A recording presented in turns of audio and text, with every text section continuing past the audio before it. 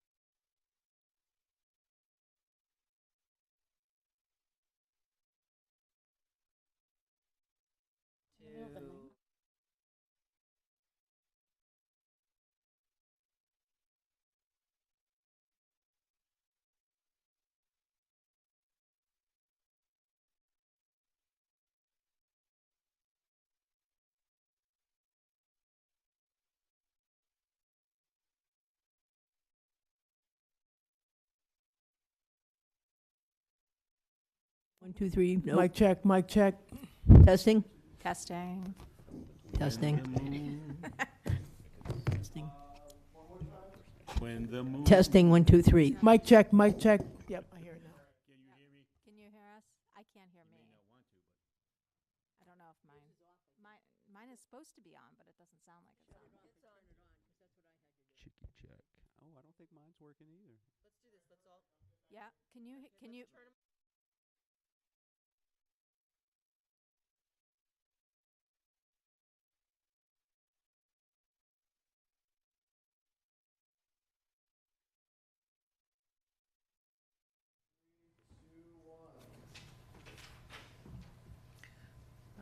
We're still not live on cable.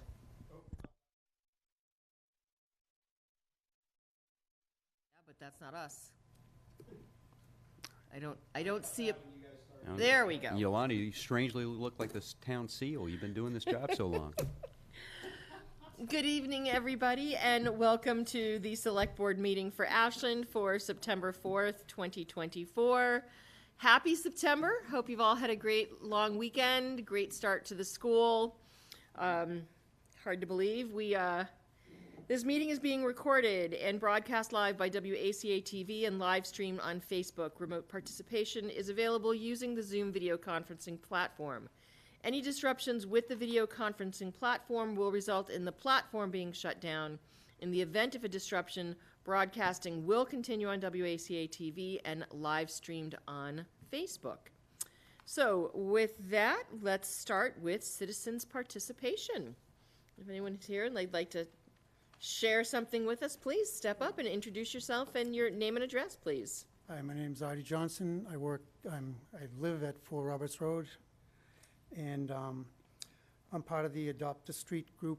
And I do from the town line of Framingham to pretty much the fire station that stretch there 1.8 miles. So my concern is the NIPS. You know, it's constantly picking them up, you know, and I know there's no luck in banning them, but what I'd like to propose is a fee for the sale and distribution of the NIPS. I know that there's like a pouring fee and alcohol licenses and all that, so I do not support the banning of the NIPS, but I would think a separate licensing fee, a permit of these non-recyclable, single-use mini containers, no deposit. The board regulates the sale of food, cigarettes, and alcohol, so maybe they could regulate how these products are distributed or sold. So I'd like to suggest that in the the liquor store alcohol licensing process, there could be a fee to sell the NIPS. Because they're single-use, no deposit, non-returnable mini containers. I would suggest a fee of $1,500. That fee could be used towards education, cleanup, put up some signs, something like that, just to, you know, when they get ground up, you know, they're gonna go right into the soil and the water and all that, the plastic, you know, they throw out the cans and the bottles and everything, but these nips, they're a different thing, you know. So, just as a prop, this is about 6 weeks. These are just the ones that I can, you know, get. I don't know how to go about putting it on the ticket or, you know, put it up for voting, but it seems like it might be a good thing to have a NIP fee, not a ban, but a fee. Well, thank you for that input. First of all, I want to thank you for adopting that section of street. Thank you. And doing the cleanup there. I know that that in itself is a lot of effort. Yep. It's something we'll have to talk about because depending on, it's probably not just residents of Ashland Oh, yeah. that are throwing their nips there, people Oh, yeah. coming from Framingham, we don't know. Yep. We can certainly discuss it. I don't know that anything will happen right away, certainly I don't not. think so. But I want to thank you for bringing it forward. Yeah. And I think we as a board can discuss it. And maybe other towns that have tried to ban them, they could Yeah. have a fee. Yeah, Yeah, I was so- actually going to ask it, I'm sorry.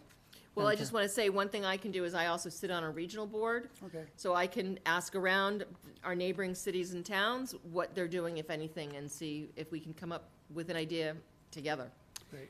You know, if I may add, first of all, I just want to second, thank you for adopting a street. 1.8 miles is not, it's, A lot of street. that's a lot. That's a Sunday lot. mornings is quiet. So, well, you know, very much appreciate your work on that. Thank you.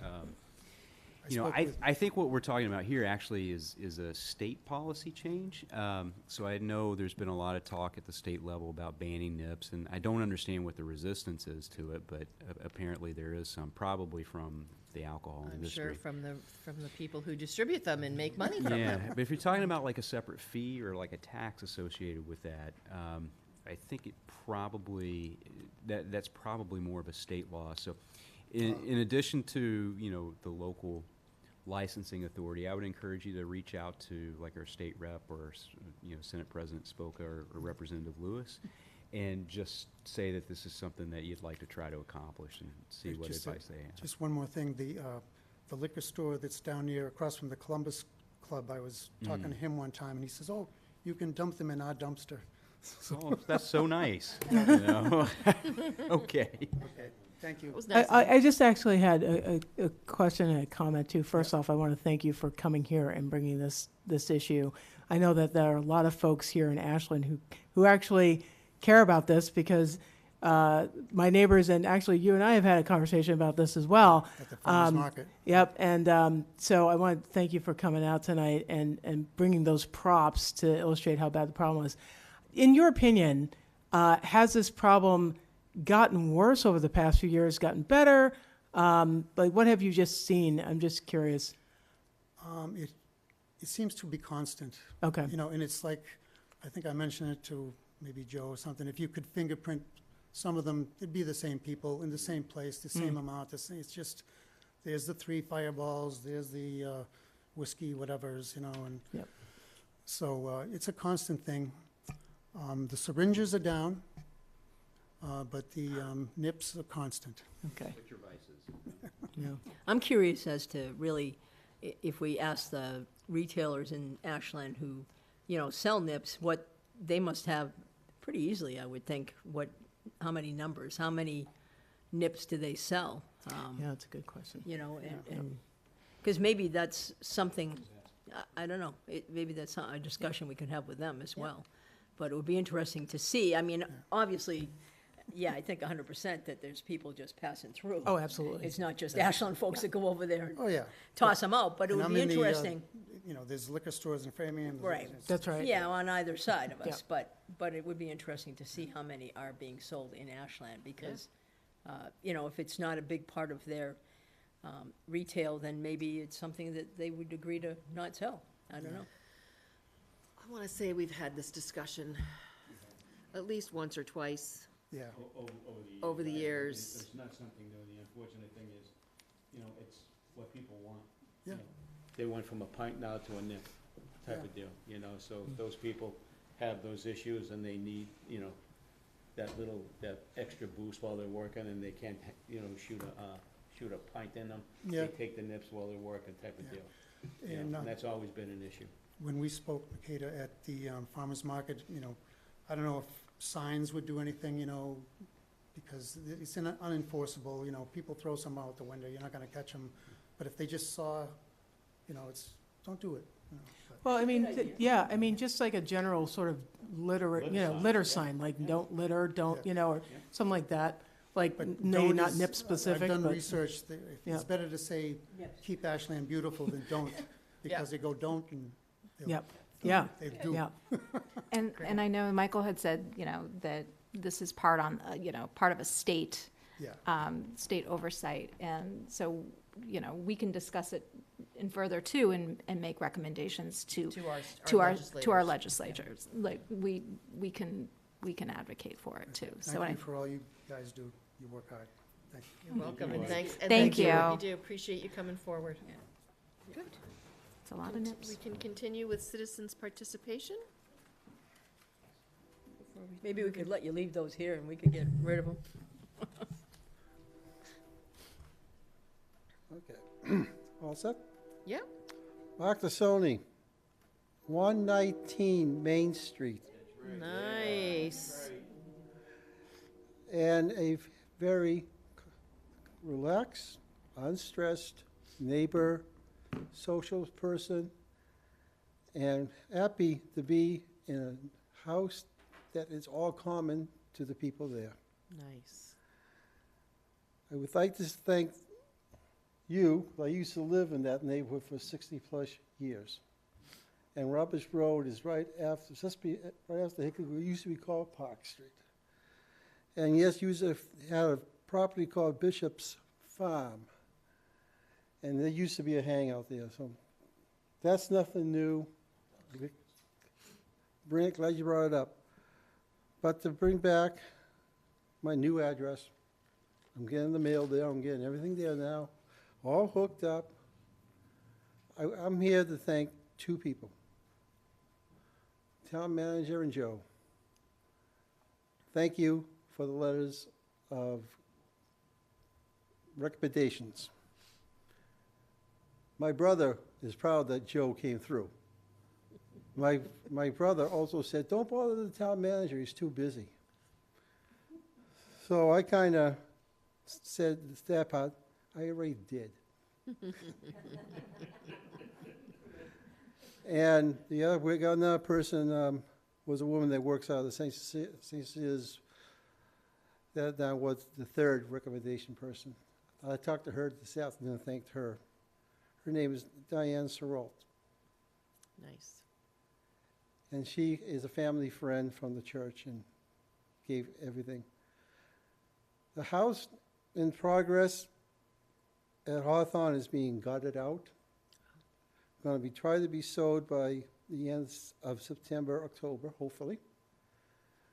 I'm staying out of the way because 2 mindsets are good, 3 could cause a problem. So it's easier for me to stay out of the way. It's also good to be a next-door neighbor here. Nice. Takes less than 2 minutes from the parking lot to walk here, and from the front, less than a minute and a half. But I won't make it a habit to become a pesky neighbor. Thank you.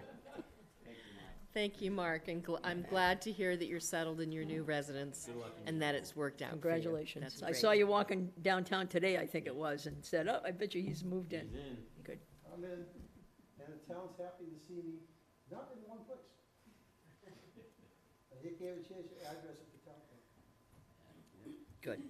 Yeah. Okay. Moving on, next item on our agenda is review and vote on establishing a pouring fee in the amount of $500 annually. So this is related to Clover Road coming in. It's not a regular beer, it's not a regular beer and wine license. It's a specific pouring fee that we have to put into place. And Susan was nice enough to sort of reach out and give us a fee, a survey of what other communities have done. So she's recommending the $500. And I think based on the work that she does with all of this, I think that's a great recommendation. Any questions, comments, or discussion on this pouring fee. Randy? The only thing I think we need to add is the reason that we're doing this is because they brew their own beer, but it's off-site. Right, because of the So- type of facility, it's a tap room versus a other restaurant that does beer and wine or all alcohol, yes. So this pouring fee is only for them, it's not for all the other It's for, locations if in town? it's for anyone who, if, you know, they're our first, if we get someone else who wants to do this, it would then apply to them as well. But it's not like Erica's or No, Johnstone's? no, or this anything, is just, it's a those that pouring have- fee because they brew someplace else and they're selling their own stuff. I'm just curious, what's the rationale behind a pouring fee? Because it's, so instead of a regular alcohol license, you do a pouring fee. It's also looked at differently from the state. So this will not take away from our either all alcohol or beer and wine license count that we have. And there's also, if you look at the language for the motion, it's a farmer's brewing license. So there's something associated with that. That's why we need to do something different. So there's This still- is the first we've ever done. And Susan, do you have anything else to add? Please do. I just wanted to say, the gist of the whole thing is for consumption on site. If they don't have a pouring license, nobody can consume the product there. They would have to take it to go. Okay. So it's not a BYOB? Well, no, No. because you're not bringing your own there. You want a couple nibs? I know, I have some money. So I guess my question would be, if that's the case, then are they still obligated to follow the same rules and regulations, the tip certification and things of that nature as well? Okay, Yes. all right, so Yeah. there's no different that. No, Okay. it's just the type of license. Got it. Any other questions? Then if I could get a motion to establish a pouring fee in the amount of $500 annually. So moved. Thank you, and a second. Second. Thank you. All those in favor?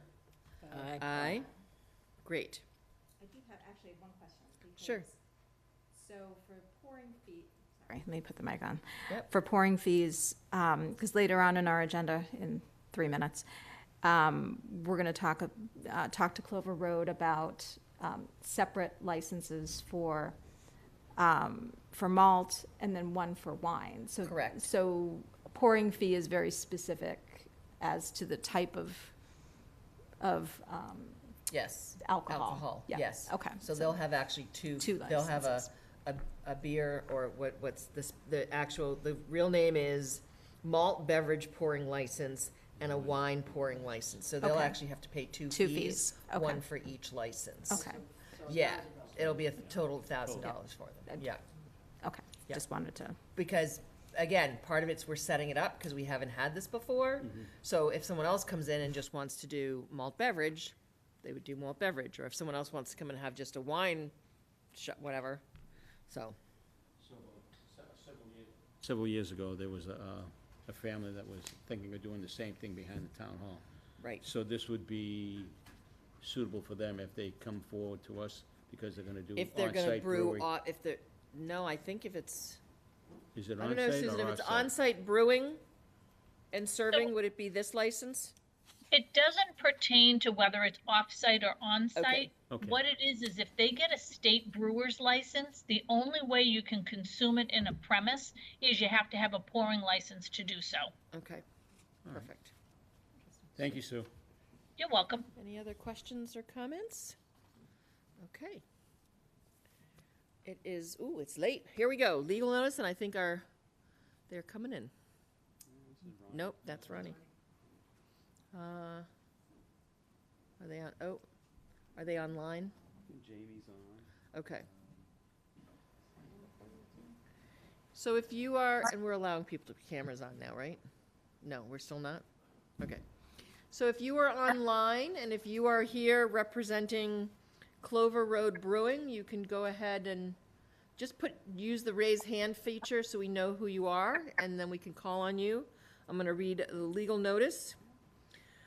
Notice is hereby given that the select board will conduct a hearing in accordance. Keep your mics mic'd for now. Notice is hereby given the select board will conduct a hearing in accordance with Mass General Law 13B, Section 19CN for a malt brewing pouring license. Ashland Brewing LLC, DBA Clover Road, Ashland, 151 Main Street, Ashland, Mass. A public hearing will be held on the matter on Wednesday, September 4th, 2024 at 7:15 p.m. Persons wishing to be heard on this matter are invited to attend the public hearing in person or by logging into the Zoom meeting. Interested parties who are unable to attend the hearing may submit written comments to the Select Board Office, Town Hall 101, Main Street, Ashland, or by emailing Susan Roby at sroby@ashlandmass.com. If I can get a motion to open the public hearing. So moved. And a second. Second. All those in favor of opening the hearing? Aye. The hearing is now open. Okay. If we could have who's representing Ashland Brewing, unmute yourself and identify yourself, please. Hi, you have Jamie Muldoon and John Muldoon on the line. Wonderful. Welcome. Thank you. So we are here to hold a public hearing first for your malt beverage pouring license, and then we'll go into the wine pouring license. If you want to go ahead and let us know where things at, and we have all the paperwork in front of us, but why don't you go ahead and start? Sure. So from a licensing standpoint, we've been approved by the TTB for both the malt and the wine, and we are in process with the state right now. And they are coming out at a date that we're working on for an on-site inspection for both malt and wine. And obviously, a couple doors down, we're under construction and working through that with some hiccups along the way. Contractors and hoping to be open as soon as possible. Do you have a potential date or not yet? Not that we're willing to discuss. Okay. Very diplomatically done. I'm an internal optimist, so I'm going to withdraw my optimism for now because it's being recorded. Okay. That's fair. Soon, very soon. Okay, so we have the floor plan. We see the difference right now between the malt and the wine. Any questions from the board? Looking at the design that you provided us, I appreciate that, thank you. And Yolanda was able to give me an explanation as to why you have two different areas for beer and wine. They have to be separate, I guess, when you do the pouring aspect of? For right now. For right now, yeah. Okay. And when will that change? Once these? Once we have the next hearing. Next hearing, okay. Do you folks have a back door? Because I notice you have two side doors where the old driveway is, and then you have the front door area where the ramp is. But is there a side door in the back for exit, should there be an emergency that you have to exit from the back if there's an issue in the front of the building that you can't get through those two doors? There's an existing exit in the back. Okay, I just didn't see it on, I knew there was one there, but I didn't see it on the drawing. That's why I asked. No, fair question. I don't have the floor plan up, but it's definitely an existing exit Okay. on the back. Yep, no, I know it's there. I just didn't see it. I didn't know if you blocked it off. Nope. Thank you. Why do Nope. they have to have two separate areas? Because right now, actually, Susan, can you explain why they have to have two separate areas right now? I think you can do it better than me. Sure. So the reason they have to do two separate areas is right now they have applied for a farmer's license. When you're doing the pouring license, because they have two different products that they're brewing, they have to be two separate designated areas for each product. So they had to submit in floor plans that show the designation of where the beer and where the wine will be brewed and served. So at the next hearing, we're getting a little ahead of ourselves. We'll have to do an alteration of premise, which will allow them to use the entire space to serve both products. Okay. It's just a process. It's an antiquated law, was what the ABCC told me. They said that? Yes. That's not a good sign. Why, is it something different than what you heard, folks? No, that's just emotionally how I feel, so it's glad to hear it now.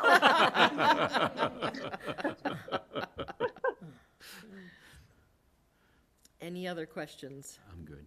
The only other question I have, so for the plans, and forgive me because maps are kind of difficult to kind of orient myself here, but outdoor seating, you're going to be having outdoor seating on the patio, I assume? Depends what yes. Yes, okay. So consumption will happen out on the patio as well. Yeah. So I Yeah, didn't and that area also has to be approved by the TTB and the state. And so the TTB has approved it on a federal level. The state will come out, an investigator will come out and investigate the outdoor pouring area as well. So that's out here. Okay, Sure. Yolanda just showed me how to read a map. I had a so- paper one, so. So thank you. Okay, that makes a lot of sense. Yeah. Okay, great. Does anyone else want to see the paper version? Thank you. You're welcome. Just real quick. Yeah. If I could. Okay. And then other than that, we're just excited to have you here and look forward to Okay, I see to it. celebrating the official open whenever that comes, as soon as It's the same thing, we just print it out. as soon as possible, I assume, Yeah. for everybody. No, we can't wait. We had Jamie talk to the folks at the YMCA this week, and Beth I want to see that. been on me to finish because she has all kinds of fun town stuff planned. So we're anxious. We're excited and anxious. Okay, good. Any other questions or comments? Okay. Hold on, I'm just looking for the times. Yeah, for some reason, my iPad is not 11 to bringing it up 10:30. quickly enough. Yeah. 11 to 10:30. 11 to 10:30. Okay. Every day. That's what I'm, So the hours, I went over this with Susan. So the hours that we ask for, we always ask for more. Yep. In the event that, we're going to have either special events or we want to open on a Monday holiday. And so we do ask the select board of the town for extended hours to begin with. But our normal operating hours will be Tuesday through Sunday. Tuesday through Friday will be open from 4 to 9.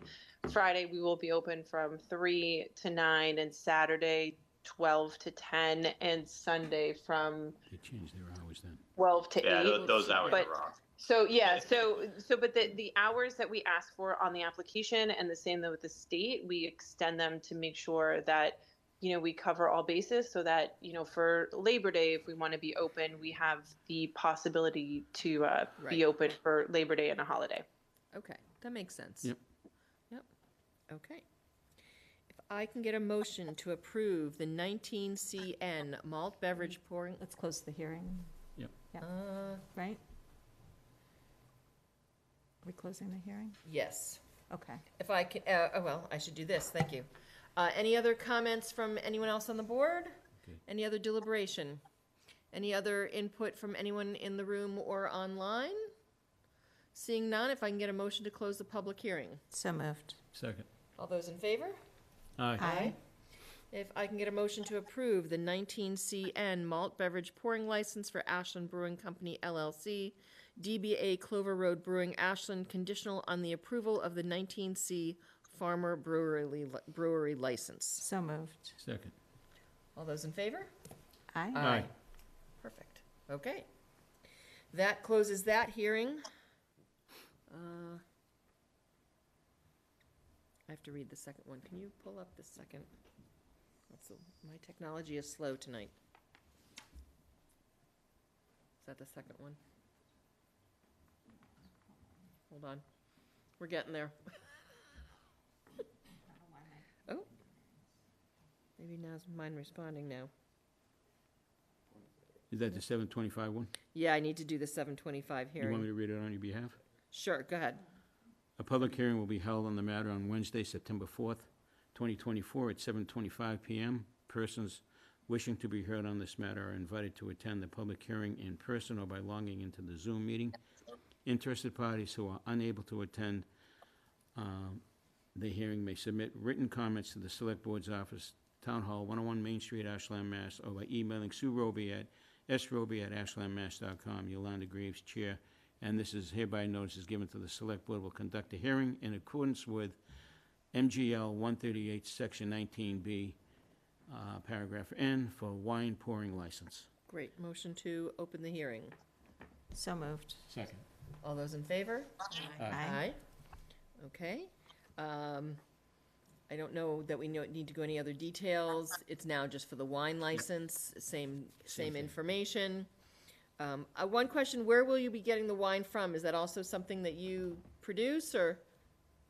So we'll be producing a limited amount out of Ashland, and we'll also be contract with a local Massachusetts winery. And so we're working out the details right now with a few wineries in Massachusetts.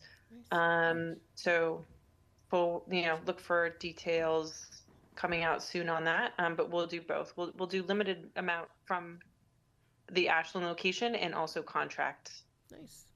Great. Okay. I'm excited for wine because my husband's more of a beer drinker and I'm a more wine person. So Sit in separate rooms. No. By the time they go to open, we'll get that fixed. that would be funny. That would be fun. That would be funny. No, funny, not fine. So I'm excited for wine. Any other comments for or against this license? Seeing none. Any other deliberation? I think we're good. If I can get a motion to close the public hearing. So moved. Second. All those in favor? Aye.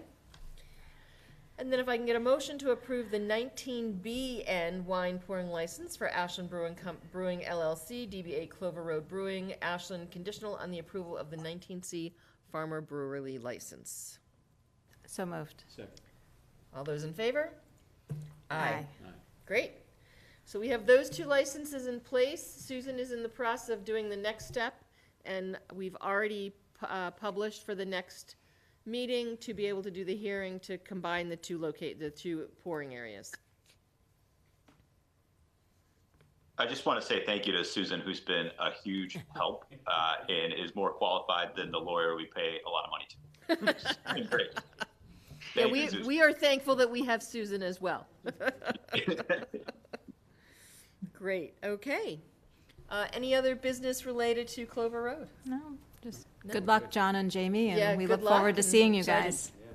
No, thank you guys so All right, much. we will Yeah. see you all in 2 weeks. We 2 weeks. love the signs. Oh, we gotta go back. Yeah, I know, it Great looks job on great. the sign. The Looks awesome. signs on the building look awesome. really good. People really are Oh, good. enjoying seeing that. Oh, good. Oh, good. That's awesome. Yeah. All Great. right. Thank you all. Thank You're you. very welcome. Thank you.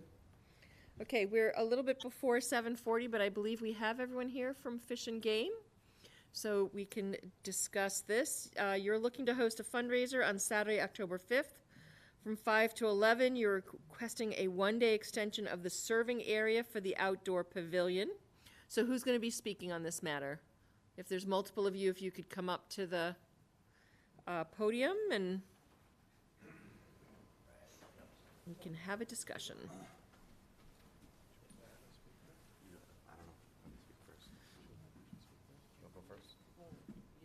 Yeah, so, point of clarification. Go for it. Hi, I'm Ashley Ostrush. I'm the spokesperson for the Fish and Game, treasurer, and also helping coordinate the event.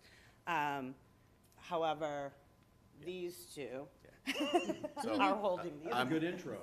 Yeah, That was very nice. Well done. Did you rehearse this one?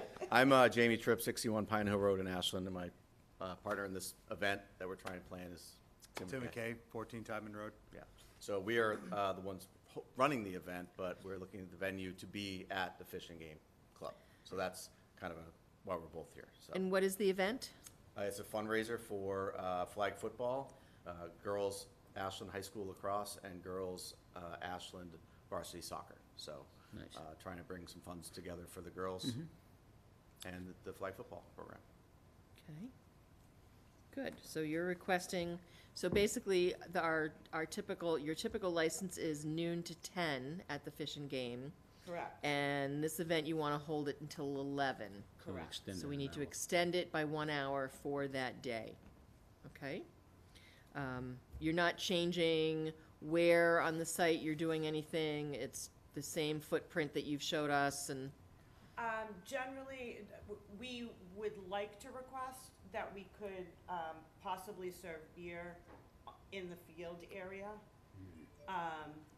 However, we will be serving out of the pavilion, the regular footprint. And if possible, we would like to be able to serve just beer in the field area, if that's possible. Okay, hold on. Will that be Did separated we get from? that information at all? Did you Yeah, it's supply? It is on the map that I believe Susan had received, and I thought she'd give it to you. She did, my Okay. documents So just are not. where the tent is, the band's in the middle, and then there's alcohol, there's a little alcohol spot on one side and the barbecue spot on the other. So that's the idea. Should be in the backup. Would you like to see the printout piece to share with the? Yeah, if you could pass that over and then. I'd like to add this, I'm Mike Colatonio, the president of the club, and it would be all in a fenced-in area, which we would, require if we need fencing or anything to keep people in that area. That would be the only thing that I would suggest on my issue. We've, That would be fine. We have a team that's ready Yep. to put up anything that we would. Anything to make it trouble-free. Yes, exactly. When we're done, yeah, we'll pass that down. Thank you. Oh, yeah. That's where they want to put it. So you're looking for us to extend by an hour on the 5th, and also allow pouring on the field. And also consumption, because Right, currently. right, and right. And will it be the fishing game's usual servers? Yes, all tip certified. All tip and, certified. Okay. Our regular servers will be serving the alcohol. Okay. Any other questions or comments? You asked the question I was going to ask. So that's Okay. fine. Thank you. The only Okay. thing I just wanted to make you guys aware of, just, it has nothing to do specifically with your event, but the Dragonfly Festival's going on that afternoon. So just to be aware, it's going to be taking up quite a bit of space in downtown. So just being aware from a timing standpoint. We requested and was approved for overflow parking at the DPW, which is further up. Down the road Okay. on Ponderosa? Okay. Okay. So if Okay. there's any overflow parking, we can do that. I'm also having Okay. parking attendants, just so everybody parks safely and gets in and out of there. Okay. Okay. What's the anticipated, I believe they are saying 200 to 250 use. Yeah, Okay, we that's had the good. event last year, and we had 200 at the event last year, so we're hoping to increase that this year. Good. And within our registration, when you register the event, we have a statement that we ask everyone to try to carpool or use Yep. other ways to get there, so that we don't have to have as many cars Okay. congesting the areas. What time is Dragonfly? Is that afternoon to early evening? Yeah. 6? Okay. Okay, so. Yeah, so it'll, So the overlap won't be Won't quite be very so much. much, no. I just wanted to make you guys aware that there was some other stuff going on that, would be. there's no road closures though with I Dragonfly think this year, or are there? is. Do we Isn't know? there this year? Aren't they closing the road because? Believe so. They closing Where the does main? Dragonfly take place?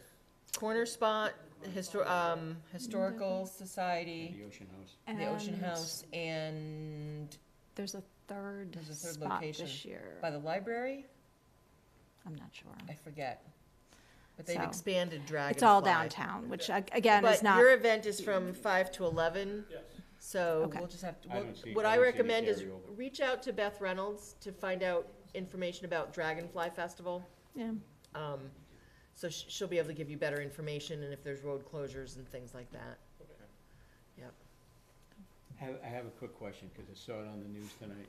What precautions are you taking for mosquito control? And I have to ask, because this is a big thing going on right now with Tripoli and everything else.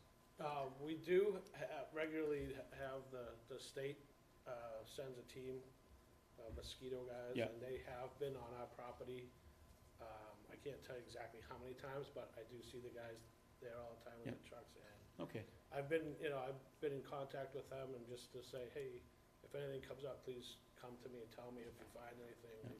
They do a lot of research. I'm not sure to the extent what they do, but yeah, it was on our minds as well. So I have reached. Well, they're right in Northborough. Yeah. They're not that So far I away, can- I mean, and we they could do it put for a- free, so, Yeah. a quick call, Yeah. shouldn't, So I'll And just make sure that happens. remind people attending, Yeah. bug spray Right. and, Yeah. or provide bugs, Yeah. yeah. just an idea, you don't want to get ruined over the A years. zapper, Right. yeah. Yeah, zappers Thanks. though, you No, gotta you have don't know. them sitting Less there for a fire, while. more spray. Mosquitoes. Yeah, yeah. Oh, yeah? Okay. Any other I'm good. questions or comments or concerns? No. Oh, I'm glad it's going to be at the Fish and Game. Yeah, I'd like to see that being, have a Being good future in utilized. town.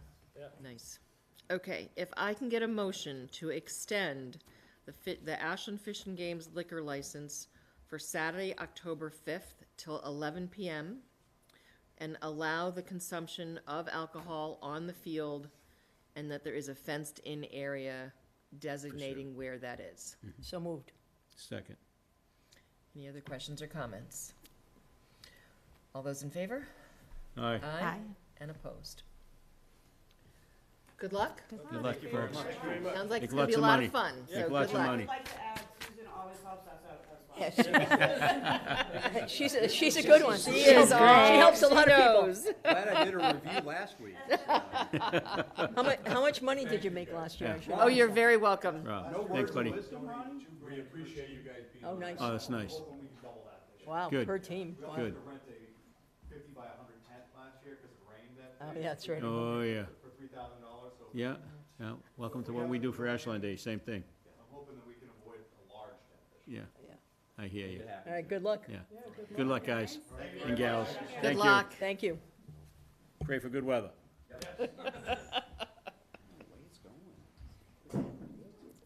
Don't jinx it. I know.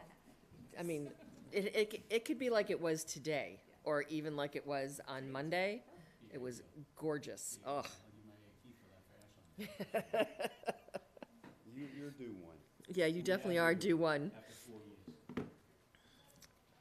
Okay. Well, that's all done. Moving on in our agenda, we're going into our old and new business. We're going to do a recap of our second session of the board retreat. Michael, I'm going to let you start with this, and then I'm going to ask for input from the board. Thank you. So, yep, last week we ended our August retreat sessions. I guess you could say we had 2 meetings related to that this year. Overall, I'll just speak to the process. I thought, you know, we continue to try to improve how this works, and you know, I think we can say that we definitely did this year. I appreciate everybody's, you know, willingness to be open and, you know, especially during the first session, and talk about how, you know, we can find our common purpose and get that written down. Our second session focused mainly on the projects, and, you know, everybody here knows that. I'm saying this mostly for the people at home. And I think, you know, a few overall observations coming out of that evening. It was, number one, it was great for me to from my personal perspective, to sit here and basically ask you questions and watch the board kind of talk amongst yourselves. We don't really do that much. You know, usually you're asking me questions, I'm answering, you know, there's a dialogue. But it was really great to see the board kind of have their own discussions and come to some of your own conclusions, and hope you noticed that and appreciated that. And before we get to, I'm not going to go through the whole list of projects. No, folks. no, So that's everybody's okay with that, right? Yes. I don't know. Makita might want to go through each one, but in any case, one of the things I think we did realize, and we've known this for a while, but I think it's going to be great to get it down in writing, is that we need to come up with a prioritization plan for new projects. If, you know, we have a history of wanting to be helpful and to accommodate everybody, and we just simply at this point in time don't have the resources to do that. And so what we need to do is we need to come up with a systematic way and a transparent way to prioritize things in order to basically determine what we take on moving forward. Because I think we can all agree the quote-unquote project load we have now is not healthy for us as a team. It's not healthy for our staff in general. It's not really healthy for the community. Because if you take on too many projects and you don't have the resources to do it, things take longer, things drag on. You just can't put the focus on each individual project the way it needs to have focus. And I think we've seen the results of that. So I think that's something, you know, we're going to have to develop and work on moving forward.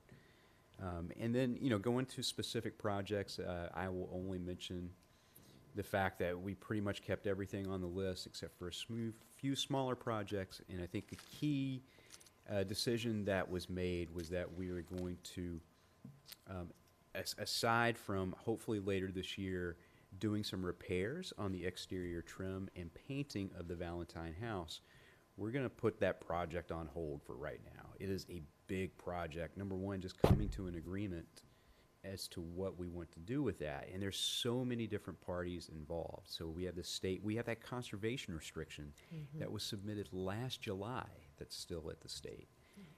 They haven't gotten to it. And, you know, they're going to give us, well, they do give us the fact that, well, we have resource issues. And, you know, I think in some ways it's frustrating, but in other ways we could take a page out of their book too. And so I know that's going to be unfortunate news to some people. It doesn't mean we're just going to completely drop it. It just means that for right now we're going to do some things that we're going to make sure that that house is still stable and, you know, preserve our ability to make a decision for it, community decision for it in the future.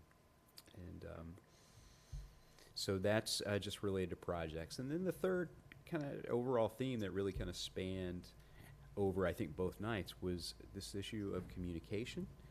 And, you know, I think, again, part of the prioritization process is going to be, you know, to have something that we can communicate out to people. This is why we're doing this and that. But I think I did sense, just like from the board, an interest in making sure that the correct information is getting out there, whether it's coming from us or coming from other people, and that we're actually talking about real issues, not fabricated issues or mistaken issues. Because the thing is if you don't have, if misinformation is put out there, and let's just disregard whether it's intentional or not for right now, because misinformation is misinformation. But if that gets out there, the debate starts amongst residents, and people start centering around things that aren't real. And it keeps us distracted and keeps us from focusing on real issues that we need to determine a solution for as a community. And it's a real problem in Ashland. And I know a lot of people, well, it's not just an Ashland thing. And I did tell you that, you know, Beth and I are kind of doing our own little research, and we'll have to present that to you. But yeah, it's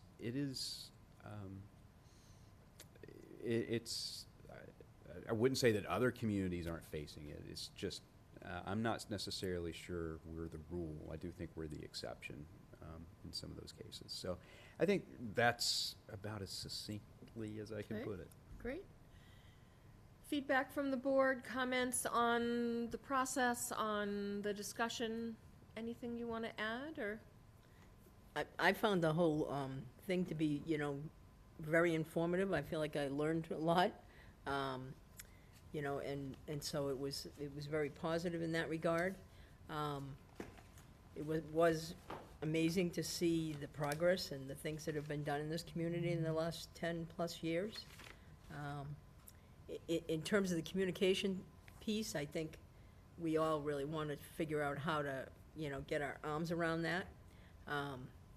You know, misinformation is a problem. And I do think it's a problem in other towns. I don't know if it's a greater problem for us. It'll be interesting to hear that data, because that's something, if that's the case, I want our community to know that too. You know, but I think that one thing that I'm gonna try to work on is asking people to ask questions and be careful about what they say when they say it. You know, before you say something as a fact, you should know that it is or isn't, you know, or it's true. You should know it's true. And so I think people need to check themselves before I say something, you know, know it's true. If it's a question, I'd like to know if this is the case, then that's fair. Let's ask that and see if we can get answers to people. But I think we all need to be careful sometimes. I know sometimes when I'm passionate about something, I might, you know, say something that isn't exactly fact or that, so I have to always watch myself. But, you know, I think that's critical, but I think it would be nice if we could steer some of that online a little bit to encourage people to ask good questions. That's very fair, because I think we can get people answers, but be careful about saying something that isn't true, and then people end up with misinformation. Okay, Makita? Yeah, I'll echo everything Claudia said, and I'll also add that, you know, it's fascinating being out in community and talking with people about, you know, how they receive information, the town. The issue of disinformation and misinformation does come up quite frequently. I just had a conversation with some folks last night about that very topic, and I feel like, well, no, I shouldn't say feel. I've heard that there is a real hunger in the town to be able to take this head on. I think a lot of residents want to be able to have the correct information. They want to be able to help their friends and neighbors when they don't have the right information, to let them know what's really happening. And they want to make sure that they're a positive part of that process, because I think one of the things that we talked about as a board when we got back together, when we got to talk about this, was that it's going to be a community effort. It's not just, you know, Michael with the newsletter, which is great. It's not just select board, us getting in the community. It's going to take all of us. It's going to take a village to really make sure that, you know, we're communicating, we're hearing each other, and that we are sharing correct information.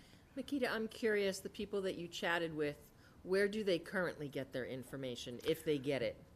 Good question, Madam Chair. So the town manager's newsletter came up frequently. Okay. And I actually had a chance to talk with some folks from a neighboring town as well over the past few days, and they've actually pointed to the town manager's newsletter as a great way to find out what's happening in Ashland. So I think that was probably the most dominant piece. There was some talk of the TV as well, the WACA as well, but yeah, those were the two things that I heard mentioned most frequently. Good. Nice. Yeah. Joe or Brandy, any thoughts? Just to piggyback what everybody said, I just want to say that it can be very demoralizing.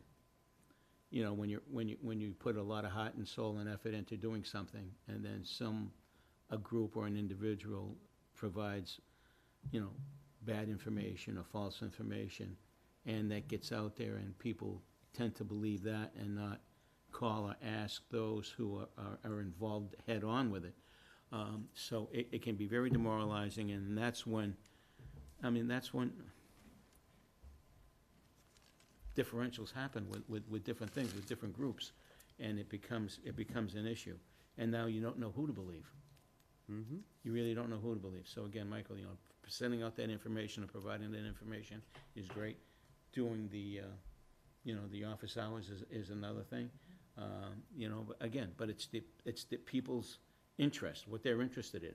And we saw that a couple of weeks ago. They were more interested in the dog park than they were asking questions about what was going on in the town. And rightfully so. That's a positive, good thing that, you know, that people are looking forward to.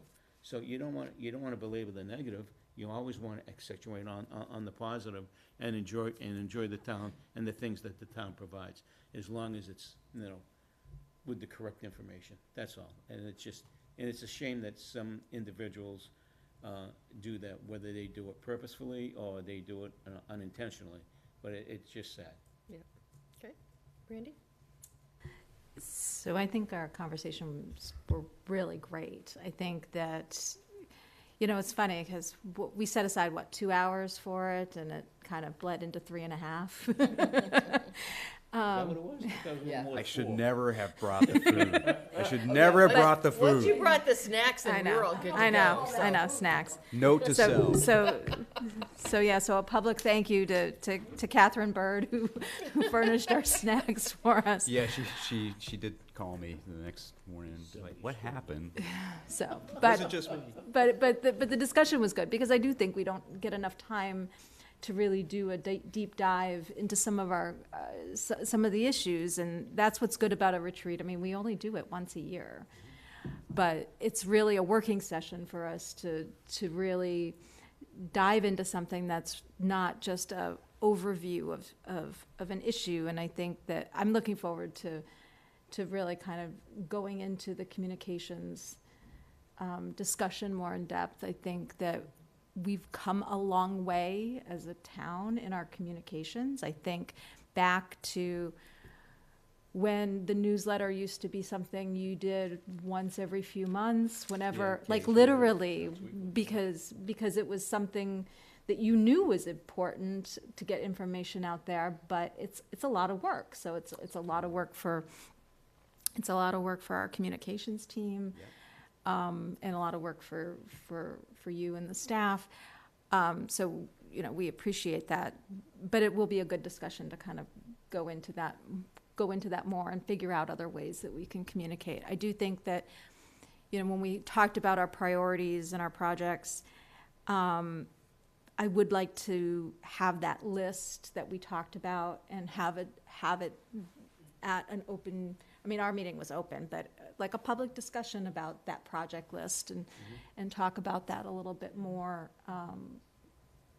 We talked about the Valentine property, we talked about the dog park, we talked about, sidewalks and what the plan is for that. And I think a broader discussion about some of those projects would be of real interest to a lot of folks watching, especially when we start talking about things like a sidewalk plan and things like that. So, but I think it was a great tool. Great couple of meetings. So, It's funny. I was talking to someone and they said, "So how do you, as a board, go into real in-depth discussions and debates and?" Because it is hard to do on camera, right? We have a certain amount of time. We have specific things on our agenda that we need to discuss and debate and let the public see. But I think the discussion that we had that night would have been hard to do on camera because of the tangents that we went off on, and that it would be hard if someone just jumped in to understand. So I agree. I think doing the retreat is helpful. And I guess to people watching, the reminder is, no specific votes or decisions were really taken. We talked about the project list. We will bring that to an open meeting. And again, our retreats are open. Let me restate that. We will bring it to a televised meeting so that we will talk specifically about the list and what's being worked on and what is maybe going to be put on a back burner. And all of these projects will get done. They're just, some of them have to be back burnered so we can finish some of the other ones that, based on what we've heard from the community, is a priority. One of those big ones is the comprehensive plan, because that comprehensive plan will then help determine the timing of some of these other projects. But what I actually enjoyed was, because for Makita is brand new since May, and even for Claudia, even though you've been involved in a lot, the discussing and sort of reviewing the history of some of these projects. And I think Route 126 is a great example of a review of some of the discussion and debate that we're seeing. I was talking with someone and they said, what's something that you've done since you've been sitting here that you feel you might not have originally done? And I think about the meal sales tax. I'm conservative. I'm a fiscal conservative, right? I want to make sure that if we're spending money, we are spending it wisely. I don't want to add another tax if we don't have to. I remember when Michael came to me and said, so I'm going to recommend that we initiate the meal sales tax here in Ashland. And I was like, another tax? What, are you kidding me? And the rationale behind starting that was, we as a community, we're going to do this meal sales tax. And the first reason we did it for was so that we could pay for the $325,000 that we needed to spend to do our 25% of design for Route 126. And then there'd be portions for economic development and other public things going on. That was an investment by the people in our community, but it was also the investment of people who came to our community to eat. It's still an investment of people who are coming into our community who have, and that $325,000 that we said, okay, state, we're going to spend this to do our 25% design, and then lots of meetings and trips into town, into Boston to keep the project going, is getting us Route 126. So it's just interesting, the history of things and how we get to things. And It was a pleasant reminder. it was, yeah. Sometimes you don't realize how time has gone by. Yep. And then you realize, wow, we've done this, we've done this, we've done Yeah. this, and being on the board, as long as I have, it's Yep. just like, wow. Yeah, when you put it all in one place. Right. That's it, exactly. Yeah, if I could expand just a little Sure, bit go on ahead. 126, that is such, that is such a case book, or Case study? Case study. That's what it is, of how this whole system of government works, and how when taking on too many projects happens, it can kind of slow a little bit of progress, but it is a state project. I do want to remind everybody that. But so it was my first month here, and Ed Bates and Steve Greenberg came to see me. And Ed had been working on 126 Yep. for 25 years, and they were like, well, she comes into She play comes later in afterwards, this yeah. in this story. And Ed and Steve were like, okay, we've negotiated with the state that if we do the 25% design, they'll pick up the rest of the design and put it on the tip. Now, before us, that kind of concept had not been done before. Now it's rather routine. Yes. But Ed especially was like, we've been trying to figure out a way to make this work for 20, 25 years. Can you help us figure out a way to make this happen? And so I put on the professional staff hat, and I'm like, okay, well, what can we do? Obviously, revenues at this point in time, the finances were the finances. So here was an opportunity here's something that we could take advantage of. Yep. And so, you had citizens and volunteers, working with staff to come up with a plan to do something. And then that needed a town meeting vote. Yep. And so that's where you have people like Paula Parker come into play, and all the advocacy work, and others, It was of course, amazing, yourself. the amount of all the advocacy board. work that was done for that. And we had a very large turnout for that vote, which voted favorably for the meals tax. And then, we moved forward. We did the design on time. We did, got all of that done. We had those big community meetings over at the All the Warren School. charrettes to talk about it, and yeah. Because we did not just a engineering study. We did a design. A design, and a plan. yeah. And it worked. So the state lived up to their end of the bargain. They paid for the rest of the design. They put it on the tip. And so we started construction. Again, COVID happened, but I think we probably could put a little bit more focus on it if we weren't doing all these other things that required attention as well. So I think it's just a great example of kind of like the way this form of government can work. And just to bookend the communication piece. And I recommended everybody read that Save Your City. And Makita, you read it in like a friggin' weekend. I'm still three quarters of the way through. But one of the things that's really interesting, and I've been looking into this subject more, is this idea of this almost like a social contract where we're doing our jobs, but the citizens in the community, they have a role to play too. And I think this is what you're going to call out when misinformation is happening and when people are intimidating others from speaking, and ensuring that you're on a level playing field. And you're right, that's not just our responsibility, that's the community's responsibility. Obviously if people make mistakes and everything, you can handle that with compassion and with empathy, but when there's bad actors at play, and I'll just say it, bad actors. You know, it's the community's job to say, hey, no, that's foul here. That doesn't work here. And we appreciate what you're trying to do, but we don't appreciate it. So anyway, I'm glad you found the process enjoyable. I think next time we'll do it over a single day on a Saturday. Claudia, you had something you wanted to say? Yeah, I was just thinking, in terms of the projects and that, you know, it might be interesting, and I think it might be able to do it in just a couple of hours, would be short video clips about each, where you say, okay, Route 120, the 126 project, and then take a minute or 2 minutes max to talk about it, and then boom. And then, you know, we could post it as you know, either I was thinking actually as an entire clip, and then, you know, if you're learning something on segments. YouTube all the time, I'm jumping ahead here and there. Yeah. Or we could potentially post it as little individual ones that you clip if you wanted to know this particular thing. Yeah. And you could even include links to those in your newsletter each week. And if it's a 1 minute, 2 minute video or something, you know, I'm more apt to take a look, right? Especially if it's something that is of interest to me. Yeah, Claudia, we're finding 1 to 2 minutes is actually too long.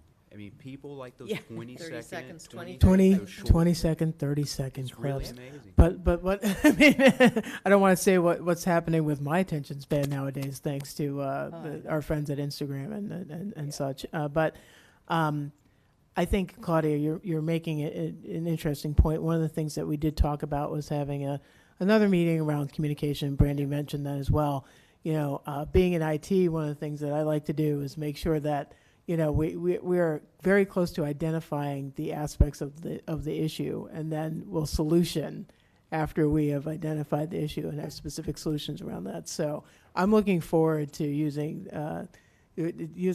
creativity, not just from this board, but from the community on the whole, to figure out ways to deliver information in a way that people can consume and understand and share in a positive way. So. But I think we do have a lot more work on that front to do, and I'm looking forward to rolling up my sleeves and helping out any way I can. Yeah, I think it'll be good. After your big project. Yeah, and then I also had just one question. Now, where does the meals tax money continue to go? What's it funding these days? So, so it is all devoted to economic development now, and we did 2 home rule petitions related to it. So, we did one home rule petition that basically partitioned that money and allowed it to be, that went into a separate fund, the Economic Development Fund. And then we did a subsequent home rule petition to allow us to use that money to help private businesses and use grants and stuff. And that was the first of its kind in the state. And it's been wildly successful. So Yeah, when we talk about some of the grants that have been awarded, that's what's funding some of them. Those grants. So bringing those businesses in, and you look at all the businesses that have come in, Dulce de Leche, Tomorrow's, you know, Zeta Fencing, Crossroads, ice cream place, Starbucks, you know, so some of these businesses took advantage of that business at Mozzie.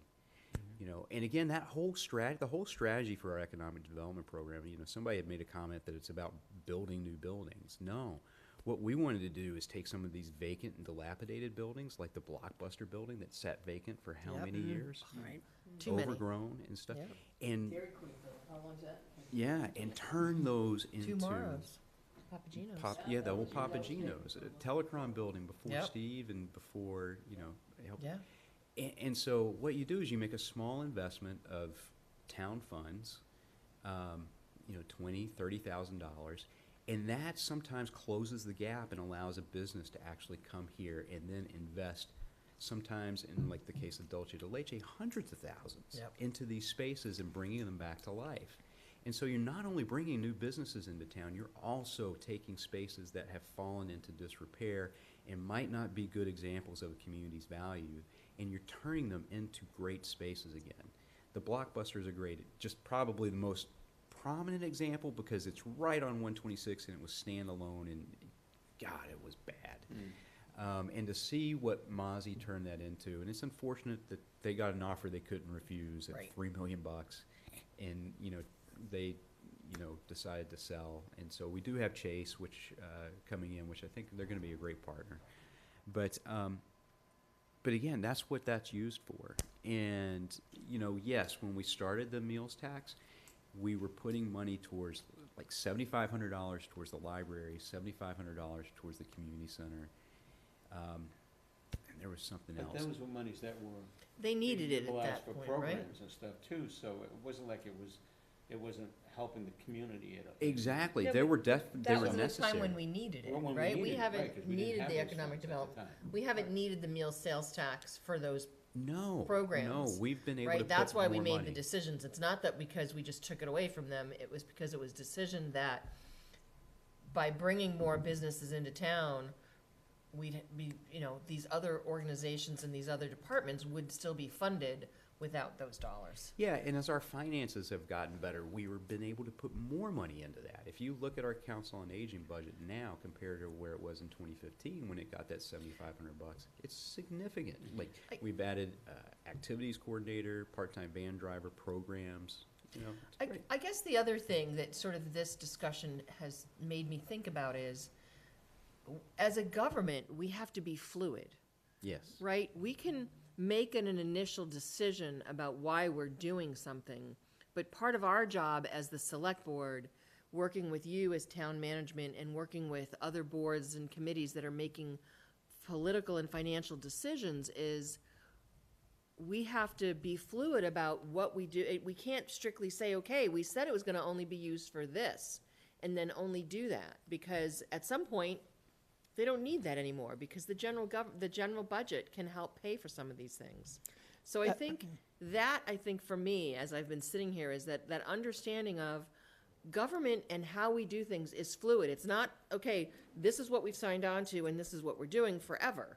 It's like, this is what we signed on to initially, but as we go along, we can adjust that. And with the idea that we're doing it for the best interest of the community. Well, and it sounds like it's still the overarching goal. Oh, it's still right? the overarching, right. Right. So, I really love what you said, and I think it's important. It needs to be doubled down and maybe said from the rooftops. It's not just fluid, but agile. Yeah. You need to be agile, and the crux of that though is how can we most effectively communicate that? Right. And that's something that we need to do, because to your point, I think most folks think of government as an immovable or slow-moving entity, when in fact it's a very fast-moving sort of creature, right? Well, it's fast-moving internally. Well, it's fast-moving on some parts and some it's slow, but externally it looks like there's no movement.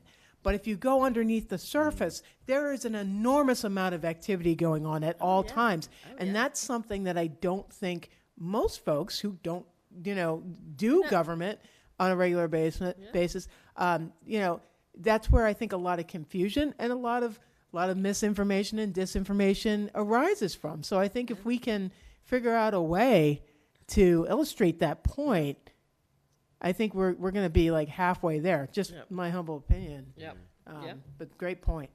But and I think it's important to note some of those decisions about redoing the meals tax and having it all go towards economics development. So that wasn't a town manager, assistant town manager decision. That wasn't a select board decision. That was a town meeting vote. So the community showed up and voted on that. It was a community decision.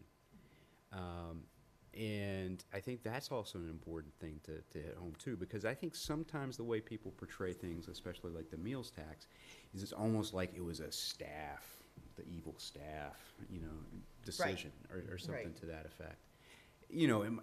That's one of those situations where it just wasn't an outright falsehood, but it's implied.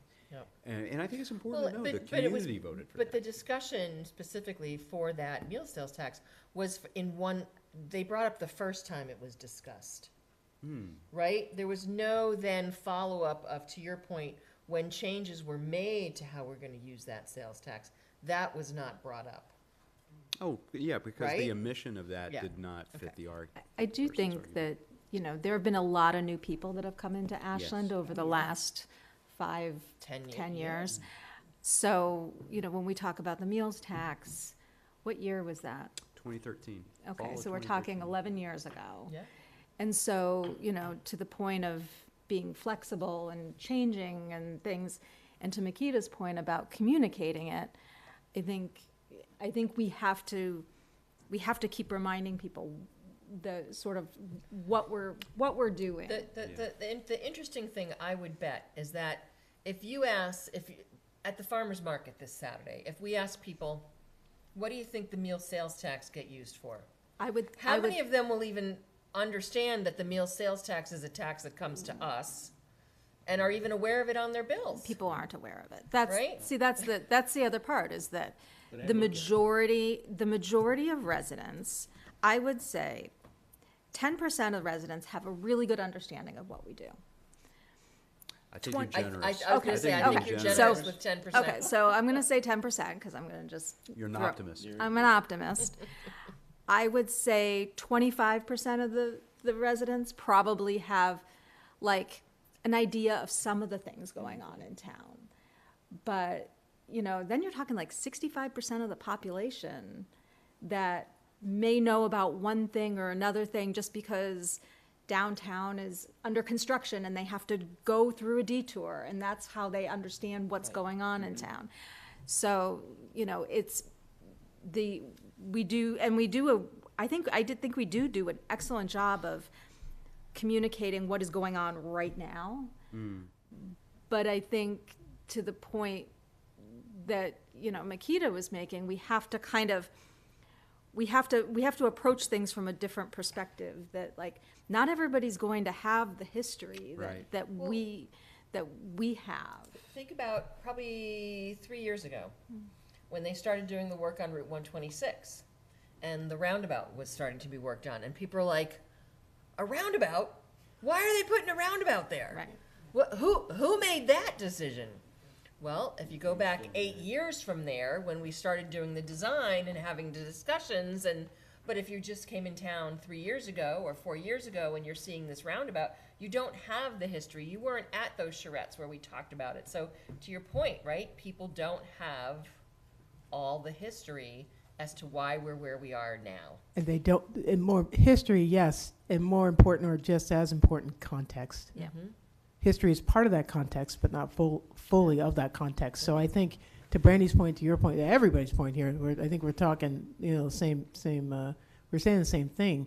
The puzzle is, how do we most effectively communicate? Communicate it out. And it's also a two-way street. The one thing before I shut up about this is, I will say that one of the things that when I was running for select board, that I had frequent conversations with people about, was this attitude that government, like, there's the government and here's the people.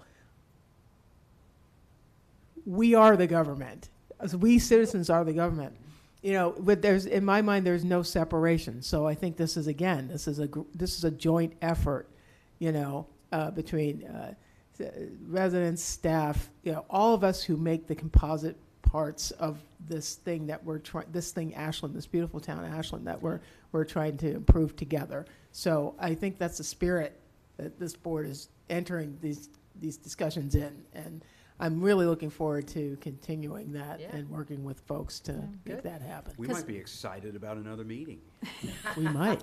We might. Speaking. I'm sorry, Chair, I was going to make that suggestion that maybe we should entertain doing another retreat instead of having one yearly. Maybe we should have biannual retreats. Certainly. Well, I think we were talking about we're talking about gonna a have communications special meeting, a special communication. again, we weren't planning on camera, right? It'll be an open meeting, but it would be more bringing some other people to have a discussion about communication. So. And Beth and I just need to finish our stuff Yeah. because we think that will help inform part of the context of that discussion as well. But that leads us right into the next item on our Nice old and new transition. business agenda there, is discussion of the select board upcoming meeting dates. So We're meeting and one more time in September, and I don't have the date offhand. The 18th, so we have a meeting on the 18th. We are not meeting on October 2nd because it's the first night of one of the Jewish holidays. I apologize for not knowing that. It's Rosh Hashanah. Rosh Hashanah, thank you. We will have our regular meeting on the 16th of October, and then we'd like to add a meeting to October 30th. So that still gives us 2 in October. What that means, though, is then we'd meet October 30th. We'd meet again on November 6th for our first meeting in November. We'd meet on November... Town meeting's on the 19th. We'd meet before the town meeting on the 19th, and probably not then have a meeting on the 20th, because we'll have been at town meeting the night before, and then our next meeting would be in December. On the 19th, are we looking at a 6 o'clock or 6? Probably 6 Yeah, o'clock, okay. if there's, so that way, if there's anything we have to discuss and vote, either for town meeting or other things that Michael needs us to vote. Yep. A couple other meetings that we are looking at, of course, on September 23rd. We have our joint, wrong month, we have our joint sort of get to know you with the planning board. That'll be downstairs. Again, it's an open meeting, but it's a non-televised open meeting on September 23rd. I did hear back from both school committee and finance committee to do a tri-board meeting, and right now, November 16th is a potential date. I did hear that the chair of the school committee is now not available on that date, but the rest of her committee is.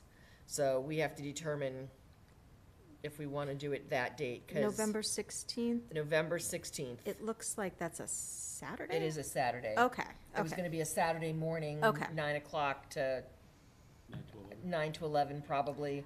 That way we can decide what we want to present there, Michael and I, or with No Brittany farmer's can work on market it. No,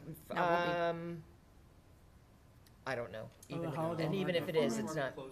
Well, Yeah, but the they holiday do, market. they do a holiday The one. holiday Oh, market. that's right. But I bet Yeah. you the holiday one will be on the 23rd, I'm sure because That's that's, usually inside, right? It's- No, Oh, yeah, now it's because at, it's- last year it was outside. Yeah. Might be able to find out. It'll probably be, Okay. you're right, you'll probably be the 23rd, because Yeah. it's the weekend before Thanksgiving. So, I don't know. does November 16th work for people, The 16th? for a tri-board? Yeah. for Yeah, me. yeah. yeah. November November. 16th. I could make that work. Yeah, I can do that. Okay, so then I can let them know that. The one thing I did want to ask, so we have the September 23rd meeting with the planning board, Yep. get to know you Yep, thing. We're gonna plan to try to have them join our next meeting for the comprehensive plan. yes, for the 18th. So can we combine, I know we are also gonna have to have another meeting with them to do MBTA communities, to have that discussion and a vote of what we're going to, you know, Yeah, and that, because they're gonna have to, the planning board will have to hold a public hearing on the zoning change prior to town meeting.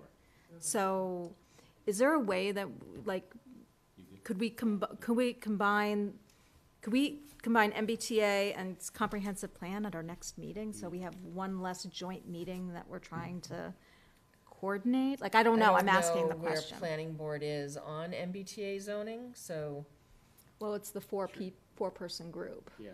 so Joe, subcommittee. Well, the last time we spoke, Trish said that a good portion of her committee was in alignment with what we were presenting, so hopefully, unless it's changed since then, I hope it hasn't. But- Right.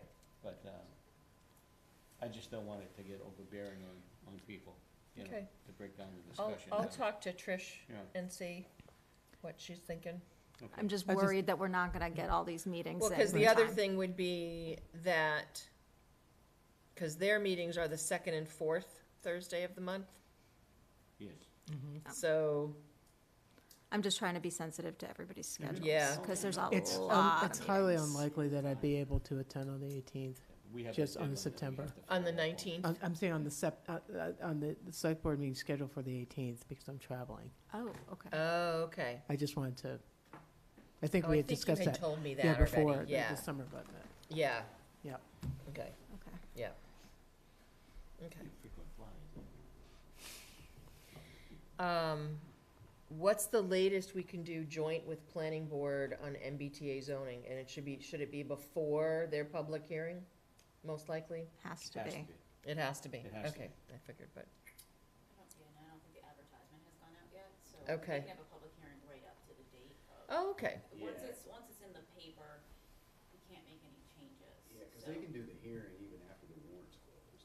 Right, they could do it the day before. Oh, okay. Oh, They just Okay. have to- there's So a we have a little very- time in October to do something. okay. Okay. I was They decide thinking, not to.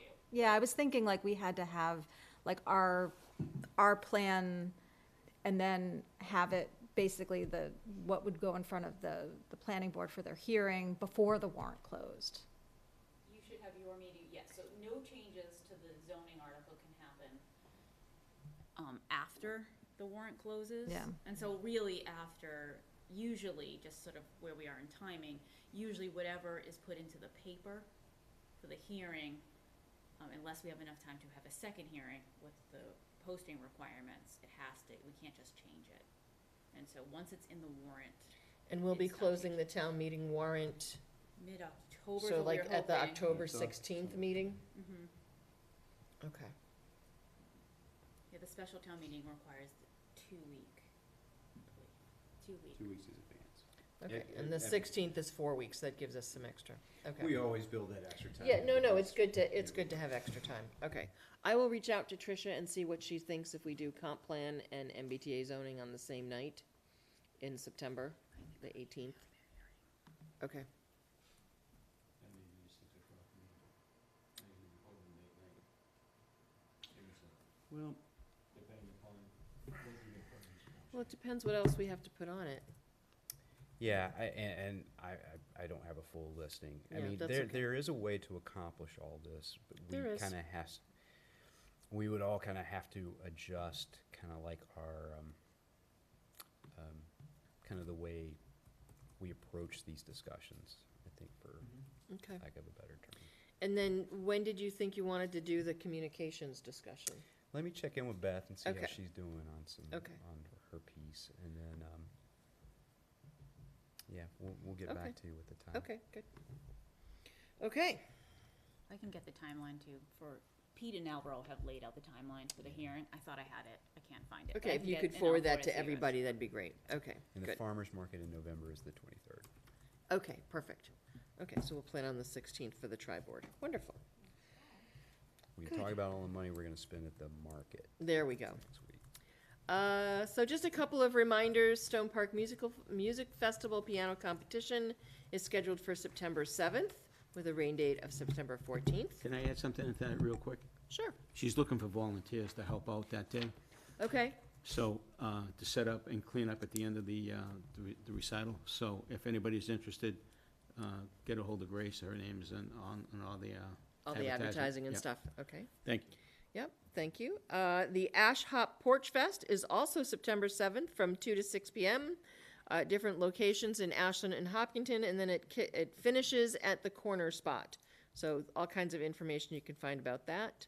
The 8th Annual Kitty Fenwell Car Show on 400 Main Street, fundraiser for the American Cancer Society, is Saturday, September 14th. Start 9 a.m. to 2. Fun times, also always lots of good cars. And their rain date is September 21st, and they realize that's Ashland Day. And that's the next reminder, Ashland Day will take place on Saturday, September 21st from 9 a.m. to 4 p.m. And this year they will be opening a time capsule. From 1963. 1963. The Fall BAA Grant Round and the Select Board Community Grant Round is now open. Submissions are due by September 30th, and information can be found on the town's website. We are also looking for... Could I ask a real quick favor Sure. before you move off of that? Sure. Could we put on the website under news a link to the grant round and also for the marathon stuff too? Because I Yeah. didn't see anything under news, and sometimes if people have to dig a lot, they just can't find They it. stop looking. So if we Sure. can put it like a little blurb Sure. and a link on the news, that would be awesome. Okay. And then we are looking for individuals interested in running the 2025 Boston Marathon. If you are interested, complete the form on the town's website, and submissions for that are due by October 15th, and names will then be drawn at random. Last reminder, special town meeting on Tuesday, November 19th at Ashland High School. The meeting will begin promptly at 7 p.m. Put it on your calendars. MBTA zoning will be on that town warrant because we have to make a decision then, because we have deadlines by the end of December. Make sure you are aware of what's going on there, of course, supplemental budget discussions and things like that. On to consent agenda. I'm going to make a motion to remove B and D. So motion to accept and approve the consent agenda minus items B and D. So moved. Second. Okay. All those in favor say aye. Aye. We are removing B because the minutes did not get included in our packet, so we'll push that out to our next meeting. D, we need to approve Ashwani as a regular member, not as an associate member. Okay. We got an email from Roberta relating to that. So Could we make that amendment, or it has to be advertised that way? Could we make an amendment tonight? yes, so I'm gonna Okay. move that we appoint Ashwini Chitnavas to the Open Space and Recreation Committee as a member Yep. with a term to expire on 8/31/26.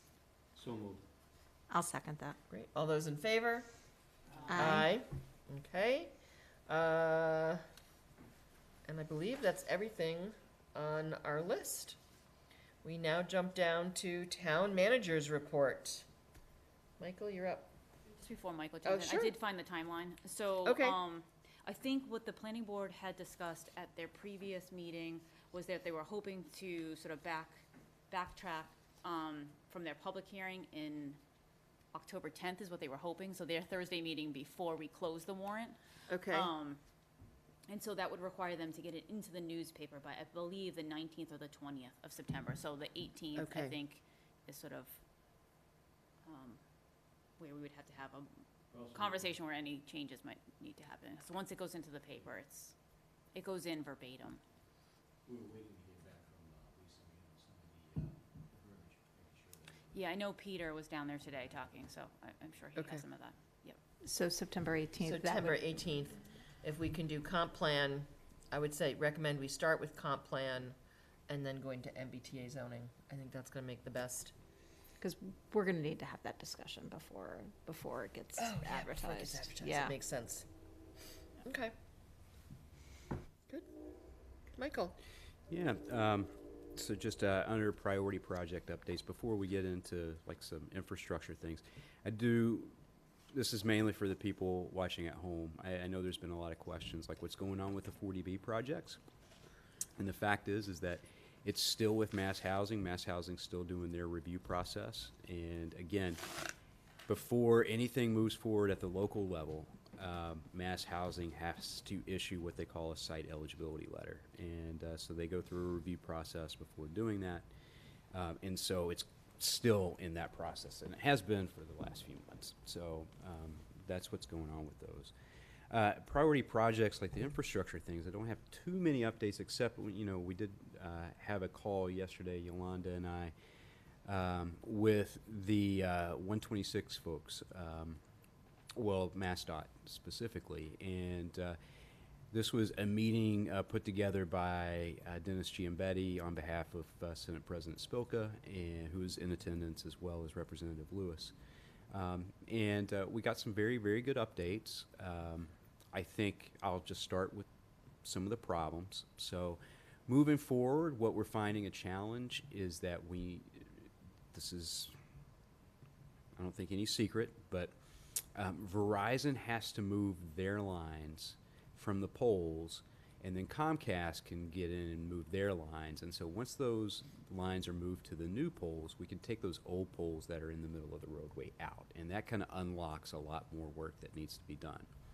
But the problem is that Verizon only has one crew dedicated to this type of work in like specific regions. And right now that crew is working on the project in Natick, which has a similar issue. One complicating factor is that Verizon likes to come in and just do the whole thing at once, like the whole stretch, the whole 2-mile stretch. We did find out that if Verizon was able to come in for a couple of days and move, specific sets of lines called their service lines, that would actually unlock a little bit.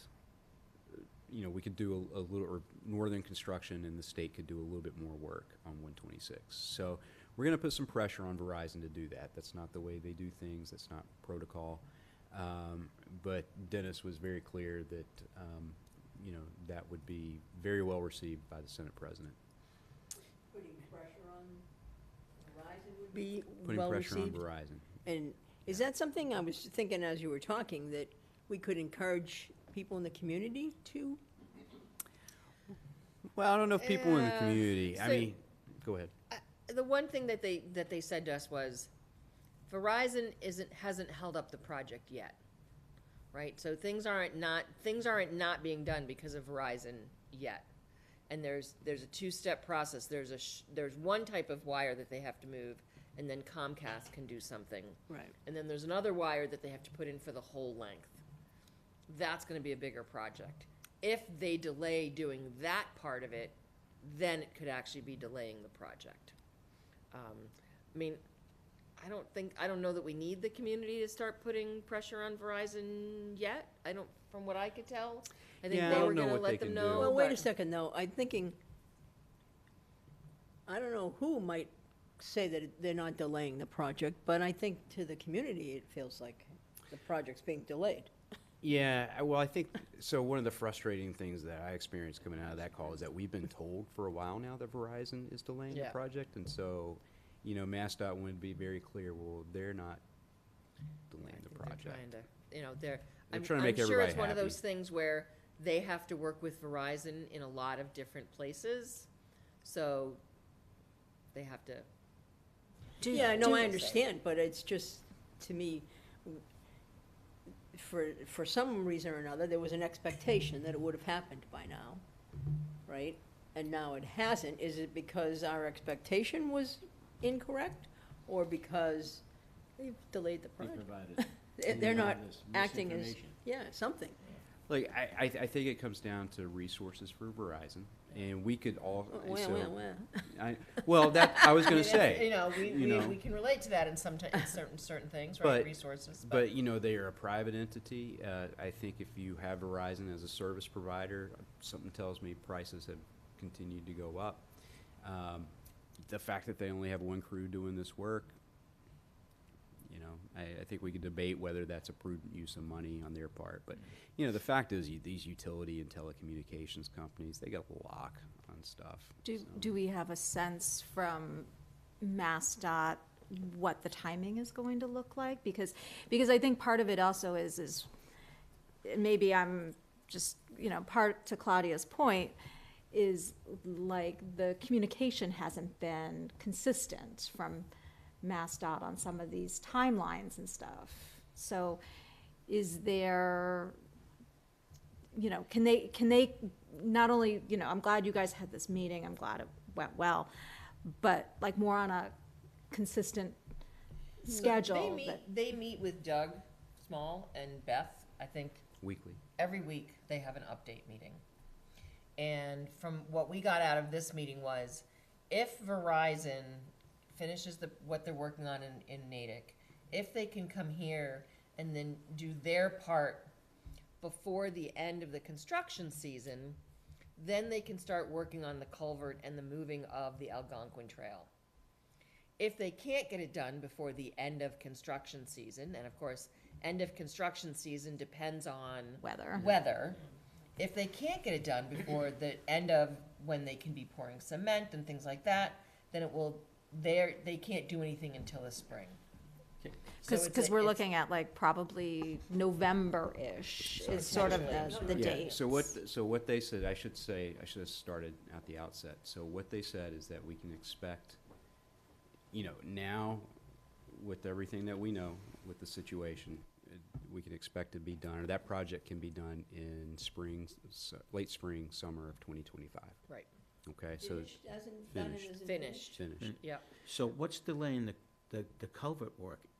I can't understand. Poles. They can't, Poles. until they can move the poles, they can't move the road, they can't do the culvert until they do it's Yeah. all connected. So- It's the big thing is that Algonquin Trail intersection and, Okay. and Yeah. having to move Yeah. stuff. And there's a couple of different culvert-related issues, Yeah, so and we did talk design, about too. things that they could do. Yep. Yeah. And, Like, how about the intersection of Elliott and Pond with the retaining wall and that work there? Poles. If you The look poles are at it, still- the poles are in the right turn lane. Yeah. So until those Oh, poles that's are right, moved, they have to. they can't finish Gotcha. that turn lane. Oh, you're right, okay. But there Yeah, is you're some right. culvert work, it's a different culvert work that they Yeah. can do, Okay. as well as finish some sidewalks. And we encouraged them Yes. to do that. Do they do the culvert work as well? They subcontract someone. Yeah. Oh. They Yeah. have committed to finishing and striping north of, like, Dairy Yeah, Queen. doing the markings and from, stuff. no, north of Algonquin to Ashland, the Framingham town line. Yeah. This marking, finishing up those sidewalks, that they should be able to do by the end, before the winter, including the crosswalk that's related to the Dike Trail and Yep. stuff like that. Yeah, because the signs are already up. Yeah. And is there any work, is there any part of this that our DPW is responsible for at some Well, point? no, Okay, that's good. but, that does bring me to my next and final point or a discussion item we had with them, is that our DPW actually went up there to do just like some maintenance, like some mowing The mowing and of the stuff like rotary. that. And so one of the things we let them know that we were very unhappy with is just the lack of maintenance with what they've got. And, I mentioned the roundabout and the weeds and stuff. And understand that, final plantings aren't gonna be done until it gets closer to finished. That's normal. But we did let them know that we expected more maintenance, ongoing maintenance. And they were quick to point out that was the contractor's responsibility. And I said, well, yes, but it's your responsibility to make sure the contractor does It's their contractor. I didn't say this on the call, but what is interesting, I know I've been chatting with some people who live up on Spyglass, and apparently, last summer, before they put the additional soil on it, it was all clover, and it looked very nice. Yeah, it did look nice. And then they put the additional soil on it that was gonna be better for That was weeds. planting, and it was Got so bed. much Weed better, bed. it got weed bed, so, yeah. So they have committed to giving us a maintenance schedule. Yeah. And sticking to that. So Yep. that was good news. Plus or minus 3 or 4 months? No, I think they know we're pretty serious now. And nothing against Doug and Beth. They're great and they're great advocates for the project. But when you get the town manager, the select board chair, representative from the Senate President's office, and your state rep on a call, it becomes a little bit, Yeah. stuff. It needed to be done. Yeah. Thank you. So By end of next summer? yes. No, I think this is one of those things. We hold them to it. I mean, Yeah, I Susan definitely Susan think- will tell you. We've been having these discussions, in our office. Look, if we want to make something happen, yes, we might have to depend upon another party. They play maybe even the predominant role in making things happen. Right.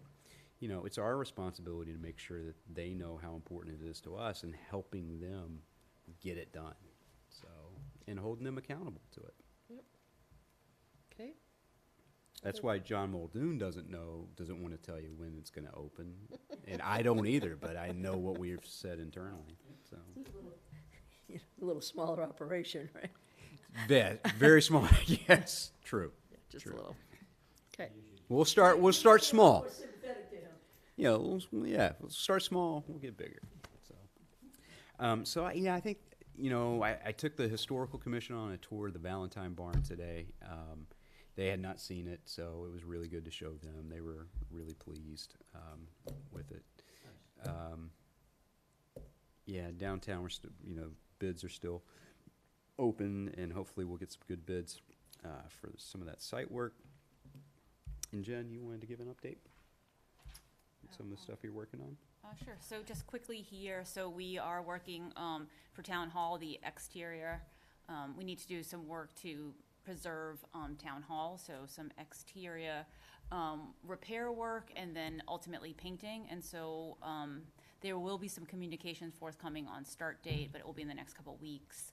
And it will probably be about a 6 to 8 week project. And so there will be some disruption to sort of the flow of traffic.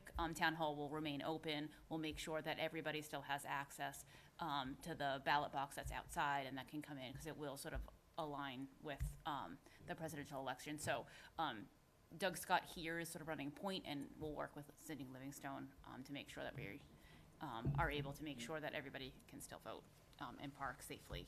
And then also I just wanted to let everybody know that we were able to go out to bid for landscaping, or really mowing and some weeding support for our DPW. So for cemetery, parks, and trees, we have contracted with a company called Yellowstone, and so you may see them starting this week.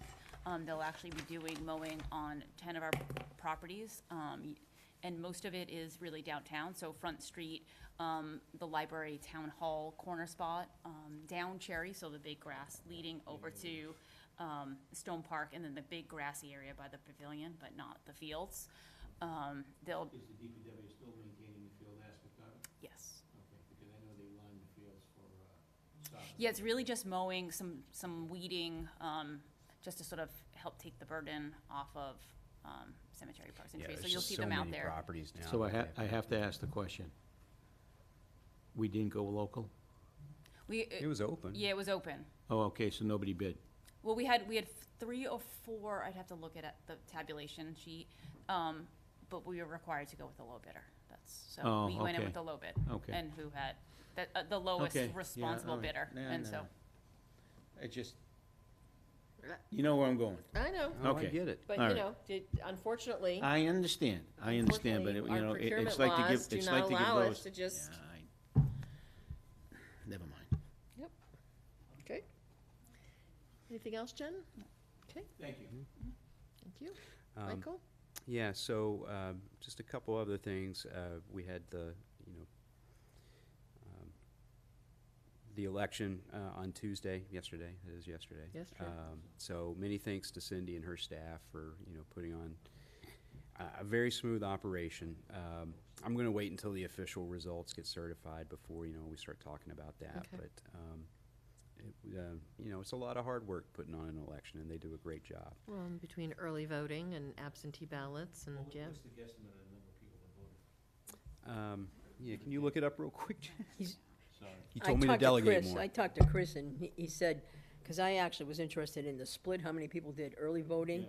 and 15% of the people, Ballots, voted, and yeah, I think I understood it correctly, and then 7% to the polls in person. Wow, He said the polls were dead. Yeah, they were. there wasn't much on the ballots. I mean. No, there wasn't.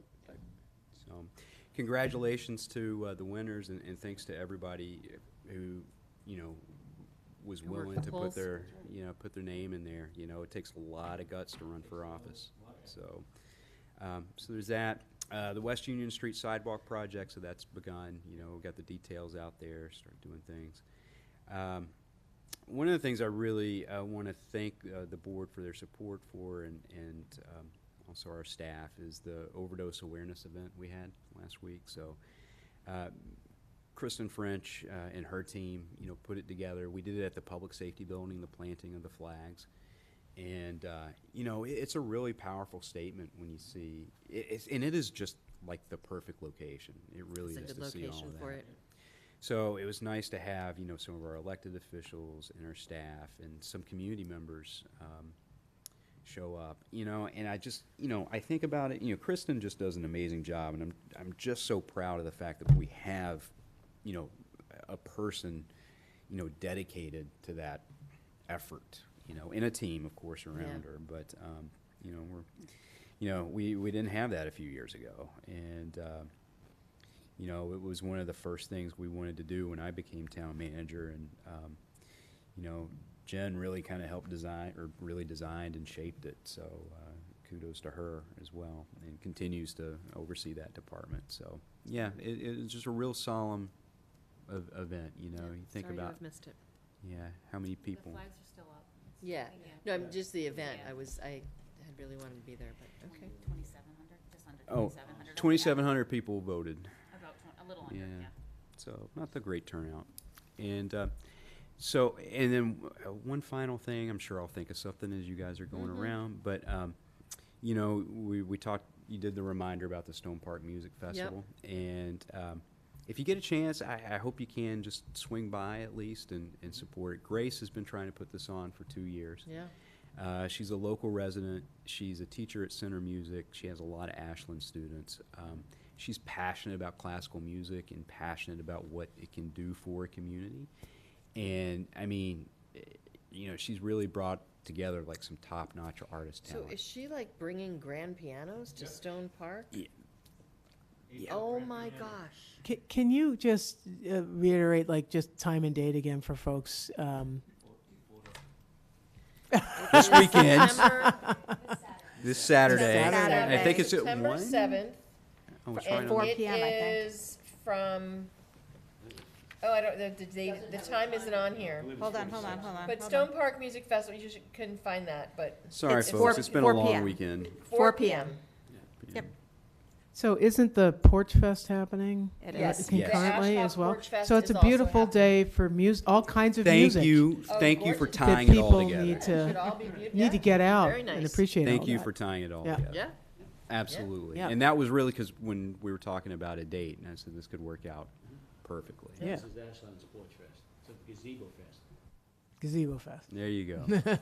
But it could be a great day of music. Yeah. I was walking downtown today, and I'm just like, you know what? Dang it. This is like, especially when I was walking by Clover Road, like, this is what we were thinking 10 years ago. Yep. It was like, Yep. Yeah. This is what all that downtown discussions and. yeah, and I saw, I see more people walking downtown, and it's like, that's what we wanted. Yeah. And so you look at the downtown project itself, got to get the dang poles moved, and Clover Road, and some of the new buildings. I know there's always some debate about design and architecture, but some of the businesses that have moved in, and all the events, all the activity that's happening, that's just happened within the last 10 years. Yeah. It's like awesome. So speaking of the downtown project,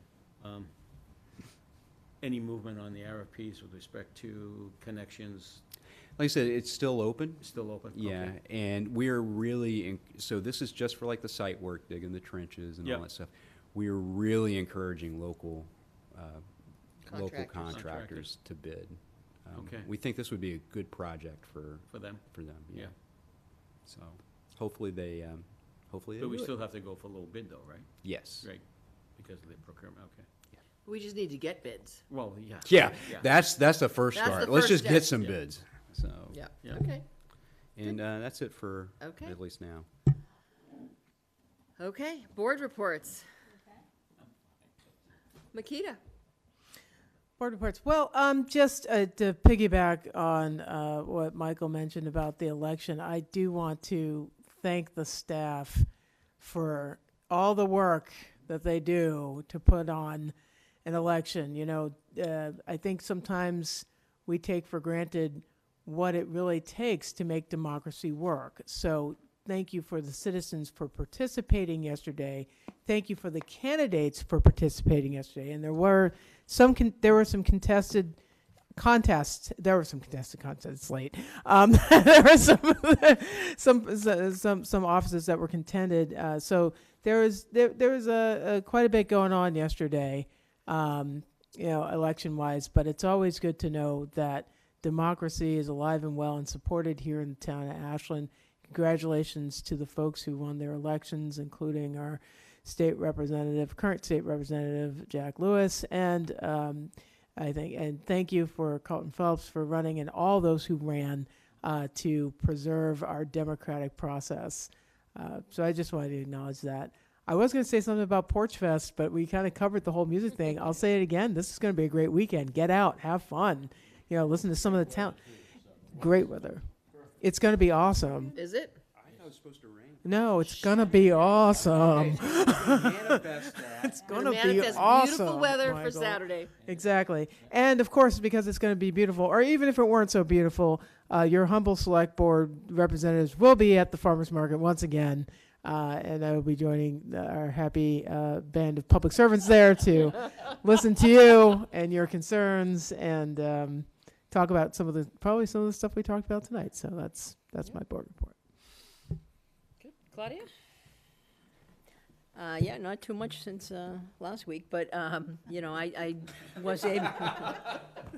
I feel like 4 weeks in a row. Yeah. Wow. I was able to attend the overdose awareness, and it was very well done and very powerful, really. You know, I know I've seen you know, some difficult situations through the years, and it's so important to recognize those lives and recognize that struggle and show our support and love for families and people who are struggling with that. Nice. Thank you. Joe? Everyone's, Claudia, you said it very, very well. I'm sorry I missed it. But throughout my career as a police officer, I've seen my share. And it's very powerful and it's very hurtful to everybody. And even to the responding officers that have to go to those calls. You know, sometimes we forget about those folks. Yep. You know, so we think about them as well. One quick thing, I hope you folks got the invitation for Habitat for Humanity. I think it's the 16th. No. You didn't get one. Nope. Okay, well, I will send it to you. It's September 16th at 10 o'clock, 10 to 10:30, and Habitat for Humanity will be at 487 Main Street. That's Monday, the That's 16th? Monday, the 16th. Okay. 10 to 10:30. And that's when they'll be probably putting a shovel into the ground for a affordable housing unit going in. Working on some affordable housing projects. Who, me? Yeah. Yeah, we are. Exactly. But not the one that I want, but yeah. I'll throw that dig in. Anyway, but that's great. Ashland Day again is coming up. I know the classical concert and Porch Fest is all, it's a great time. I'm just waiting for an AC/DC concert to come around and, you know, do something like that. I may be old, but I still love that music. Anyway, yeah, right? Who knew? Who knew, right? So again, Ashland Day is coming up. We're looking forward to it. We have over 115 vendors. Wow. Yeah. Yeah. And Nice. and that's not including all the free committee vendors. Wow. Yeah. Very fun. Yeah. Good. It's gonna be a lot of fun. And so it's pulling the rest of my hair out for the next 2 or 3 weeks, but we're working on it, and it looks like a lot of fun. So I just hope we have the same weather that is looking for Saturday, you know? If we have a tropical If storm, every that's it, Saturday I'm can walking be away. this nice for September, we'll be good. Yeah, that would work for me. So I'll say in my novitas, and everybody else do the same. But again, thanks to Christine and her group for all they do. And I want to shout out to Steve Mitchell and for what they do up there at the community center. And I would be beside myself if I didn't wish my wife a happy anniversary before I left. Happy 43rd, hon. You put up with my antics Was for it 43 today or years. yesterday? It's today. Today. It's nice. today. Yeah. Yeah. She deserves a medal. You can say that again. I don't deserves deny a it. medal. I don't deny it. But anyway, yep. Love you, hon. I'll be home soon. Thank you. Okay. Brandy? In fact, did you hear the door slam? Oh, man. All right, to follow that Randy. one. Okay. Oh, man. I know we talked about the opioid overdose awareness event. so, one of the things that Kristen French and her team does is the Decisions at Every Turn Coalition and the work that they do at the high school level and the partnership with our Board of Health as well. And so one of the things that was interesting to me at that event was that they were distributing Narcan. So, so I think the more that we normalize things like that, the more we talk about it, the more we have resources available to our community, the less flags we will have to plant in the near future. So, so I also just wanted to say thank you for such a great event and bringing awareness. And I do agree that the public safety building is the best place. I know we had it at the farmers market, I think, in past years, and I think this is the public safety building was great. So, talking about events, this Friday night is back to school night, movie night at the Corner Spot. They're showing If, the movie. And again, the weather's been really good, so I think that they'll have a good night. This is sponsored by the ABA, and I think Senti's Kitchen and I want to say Dorgan are having I think they're doing food, and Wine Empire's doing beverages, and Refreshing Concessions is doing ice cream, and so I think things kick off at like 5:30 and the movie starts at 7. So bring your kids, bring a blanket, bring some chairs, bring bug spray, and come out and enjoy a really good night. And then talking about Ashland Day, the God willing, the comprehensive plan will be at Ashland Day. I've signed up for a slot. Thank you. I'll be there all day. Thank you. Yeah, not in the booth all day, so. Come find us. Lisa Churchill at Blush Bouquets is giving us her pink tent for the day. So come find us under the pink tent. And we're hoping to have a survey for residents to be able to take to give us feedback on our vision and goals. So we're meeting tomorrow night. Again, knocking on wood. No, we're definitely meeting tomorrow. Well, we're meeting tomorrow night. Okay. But to get the information, right? To get it done, that's the knock on wood. So, yes. So the Comprehensive Plan Steering Committee is meeting tomorrow night to finish the unfinished work of our last meeting and hopefully have this buttoned up. So we do have a survey because the Comprehensive Plan will also be at the farmers market next weekend. Not this weekend, but next weekend. The 14th. So the 14th. So the 14th at the farmers market and the 21st at Ashland Day. And hopefully that all comes, we'll have it'll all come together. So, so we're meeting tomorrow night. And again, Saturday looks like a great day. So kick it off at the farmers market with us. Who wouldn't want to come and talk to us at the farmers market on Saturday morning? So. Bring food. Buy food. Buy food. So anyway, that's all for me. I'm good. Thank you. I did forget one thing we said food. This Sunday is the last day for corn. Oh, okay. It's been a crazy year, and the farmers up in Norfolk will get our corn. The work is just about Yeah. as much as they can. Yeah. So Okay. So if you want Ashland Day corn, no later than Sunday. Okay. And if you want more, give Bill Gaff a call or get a hold of Bio at Lucky Farms and put your order in early and you can get Extra. Okay. There you go. Sounds good.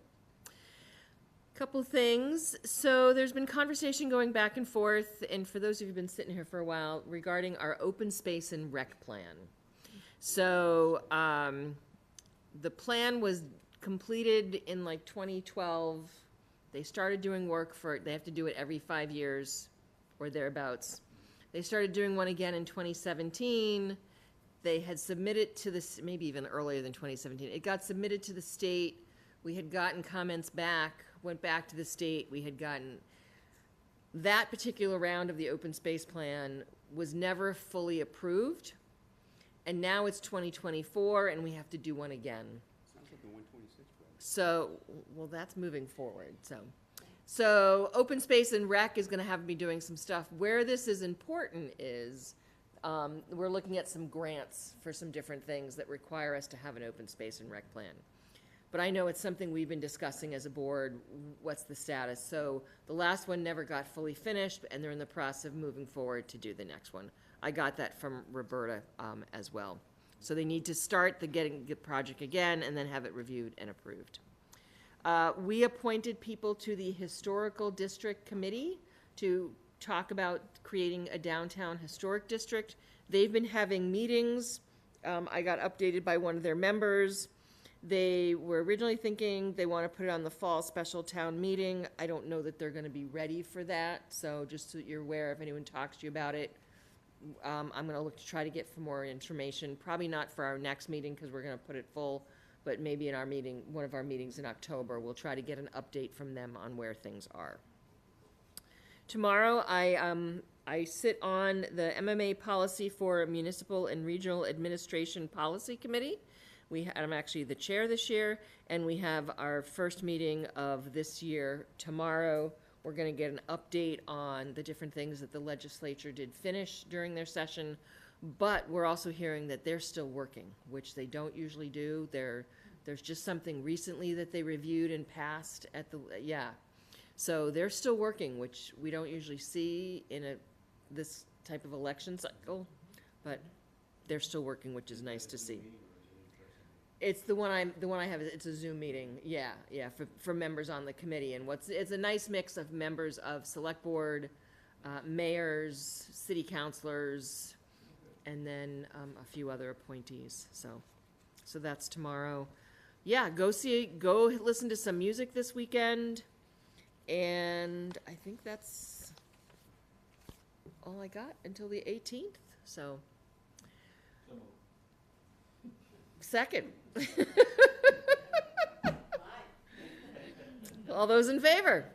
Aye. That adjourns this meeting for the Select Board, Ashland Select Board, September 4th. It's just after 9 o'clock.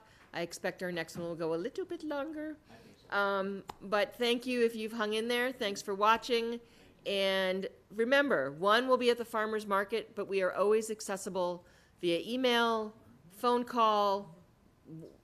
Find us, talk to us, give us your input, give us your feedback. Did you just say knock on a door? Knock on our door, okay? Joe says knock on our door, so. Thanks for watching. Have a great rest of your week, and we'll see you on the 18th.